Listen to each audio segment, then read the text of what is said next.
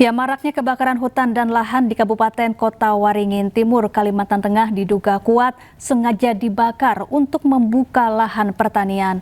Lahan yang dibakar dianggap murah dan praktis.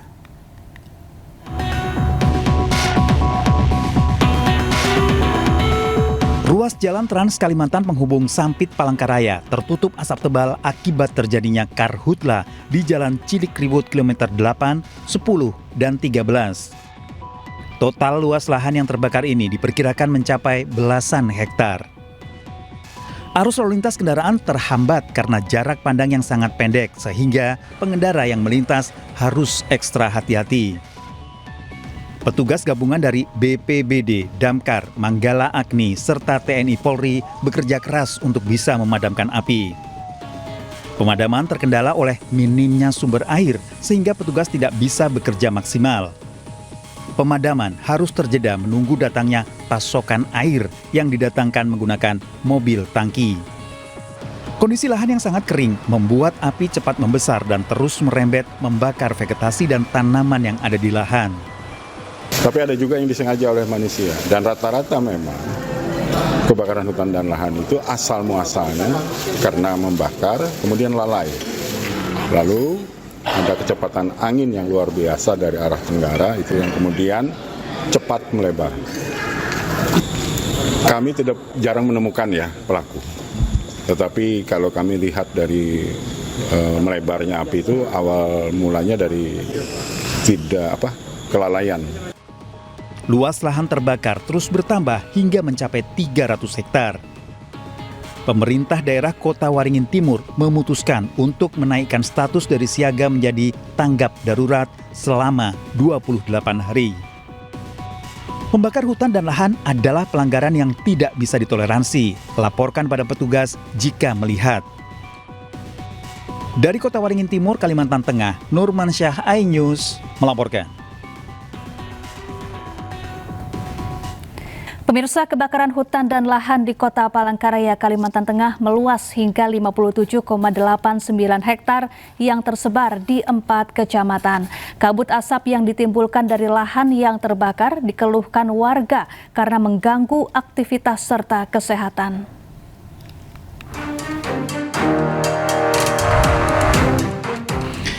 Kebakaran hutan dan lahan terjadi di sejumlah wilayah Kota Palangkaraya seiring musim kemarau disertai cuaca panas sehingga menambah jumlah kejadian karhutla di ibu kota provinsi Kalimantan Tengah. Berdasarkan data Badan Penanggulangan Bencana Daerah Kota Palangkaraya, hingga kini tercatat 130 karhutla dengan total luas lahan terbakar mencapai 57,89 hektar yang tersebar di 4 kecamatan. Jumlah ini meningkat dibandingkan data sebelumnya yang mencatat 126 kejadian dengan luas lahan terbakar 56,12 hektar. Tim reaksi cepat BPBD berupaya melakukan pemadaman di berbagai titik karhutla, salah satunya di wilayah Kelurahan Kamelo Baru. Meski terkendala minimnya sumber air, petugas berupaya mencegah api agar tidak meluas. Masuk ke hidung nyengat gitu. Makanya pakai masker. Pakai masker. Sudah berapa hari Pak kondisi Sekitar hampir berapa hari nih yang dari awal itu kebakaran itu. Parah. Makanya pakai masker. Iya, pakai masker. Kalau nggak pakai masker gimana? Sesak nafas. Oh gitu. Iya. Sesak apa lagi Mbak? Apa? Selain sesak apa lagi? Ya kayak terasa banget kayak partikel-partikel itu masuk ke hidung gitu. Jadi harus pakai masker. Pantauan udara memperlihatkan kebakaran hutan dan lahan yang bertambah parah di Jalan Trans Kalimantan Tumbang Nusa, Jambiren Raya, Kabupaten Pulang Pisau. Tim Penanggulangan Kebakaran Hutan dan Lahan Dinas Kehutanan Provinsi Kalimantan Tengah melakukan upaya pemadaman dengan memanfaatkan air kanal dan suplai dari mobil tangki air. Sebuah helikopter waterbombing milik BNPB juga dikerahkan ke lokasi untuk memadamkan kebakaran lahan dari udara. Petugas kewalahan melakukan pemadaman. Diperkirakan luas lahan yang terbakar dari arah Tanjung Taruna hingga Tumbang Nusa diperkirakan mencapai ratusan hektar. Di lapangan untuk beberapa titik sumber air sudah mulai menipis. cuaca dan juga arah angin bang. Tuh bolak-balik untuk arah anginnya. Jadi untuk ke kanan beberapa saat kemarin ada terkepung atap, dan juga hari ini kelihatan untuk atap di belakang terkepung. Kabut asap yang ditimbulkan dari karhutla menyelimuti jalan Trans Kalimantan mengganggu jarak pandang pengendara yang melintas dari Palangkaraya menuju Banjarmasin, Kalimantan Selatan maupun sebaliknya. Bisa diatasi supaya perjalanan kembali normal. Karena asap ini Bu ya yang Iya, asapnya ini kan mengganggu apalagi bawa anak-anak kan. Oh gitu. Kebakaran hutan dan lahan di jalan Trans Kalimantan sulit dikendalikan. Kabut asap yang ditimbulkan dari lahan gambut bahkan mengganggu jarak pandang pengendara yang melintas. Upaya pemadaman terus dilakukan, namun petugas terkendala air. Dari Pulang Pisau, Kalimantan Tengah, Ade Sata, iNews melaporkan. Ya, bencana kekeringan mulai melanda Indonesia. Ratusan warga di Bogor, Jawa Barat menyerbu truk tangki pengangkut air bersih dari pemerintah. Sementara di Lebak, Banten, kekeringan memunculkan 2 desa yang telah lama hilang tenggelam.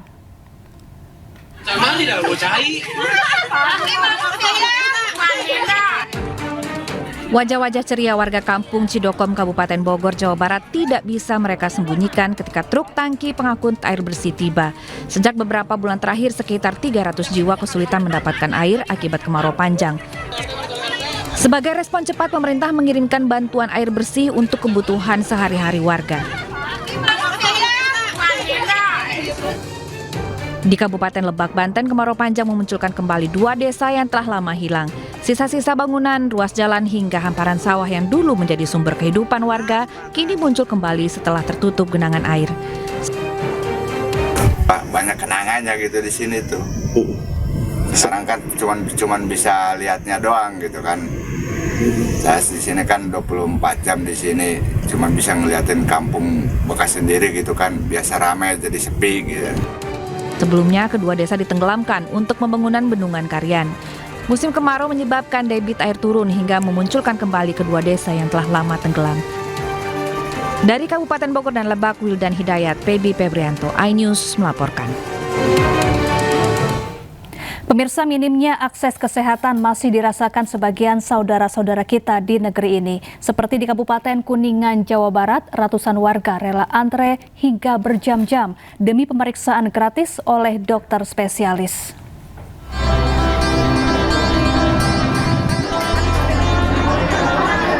Ratusan warga Kecamatan Cibingbing, Kabupaten Kuningan, Jawa Barat ramai-ramai memadati kantor balai desa. Warga bahkan rela antri berjam-jam agar tidak kehabisan kuota pemeriksaan gratis oleh 11 dokter spesialis yang datang ke tempat mereka.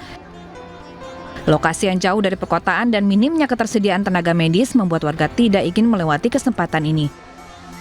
Ini habis USG, terus pemeriksaan kandungan, sama sekarang lagi antri ngambil obat.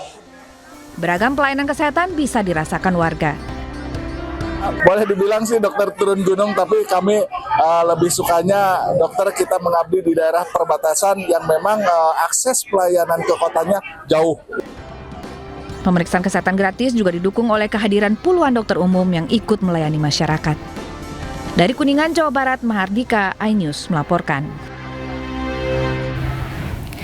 Ya, sementara itu sejumlah penyandang disabilitas di Boyolali, Jawa Tengah harus mengikuti pelatihan agar bisa mandiri. Mereka ikut membatik untuk dapat penghasilan di tengah sulitnya lapangan pekerjaan.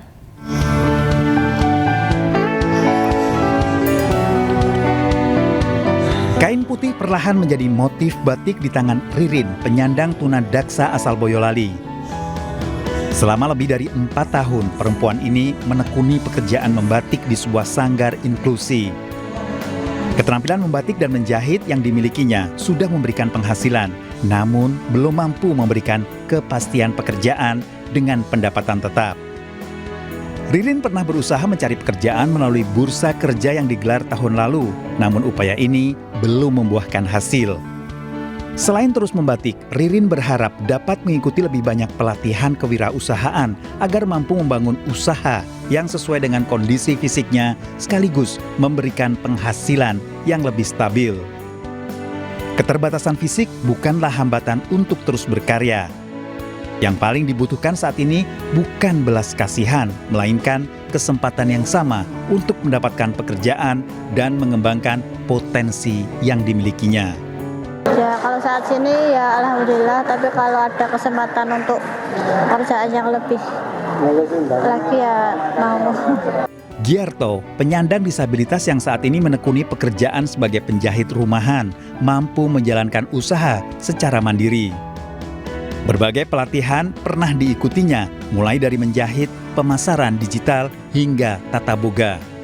Teman-teman disabilitas itu kan harus mandiri, Mas. Kan kedepannya harus mandiri, nggak tergantung sama orang tua, karena orang tua akan meninggalkannya. Harus mandiri dan bisa mendapatkan kerjaan yang layak untuk dia.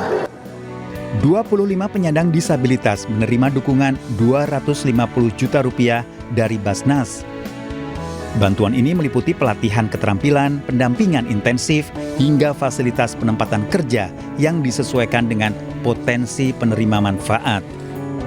Bagi Ririn dan Giarto, keterampilan adalah modal untuk bertahan dan berkarya. Yang tak kalah penting adalah hadirnya kesempatan yang setara untuk mendapatkan pekerjaan. Dari Boyolali, Jawa Tengah, Tata Rahmanta, iNews melaporkan.